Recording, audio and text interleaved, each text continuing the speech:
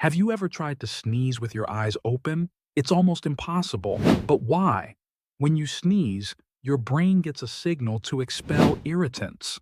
This triggers a powerful, involuntary reflex.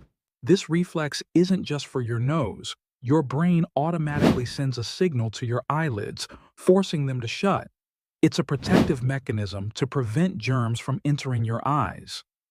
If you like the video, like it and don't forget to subscribe for more such videos.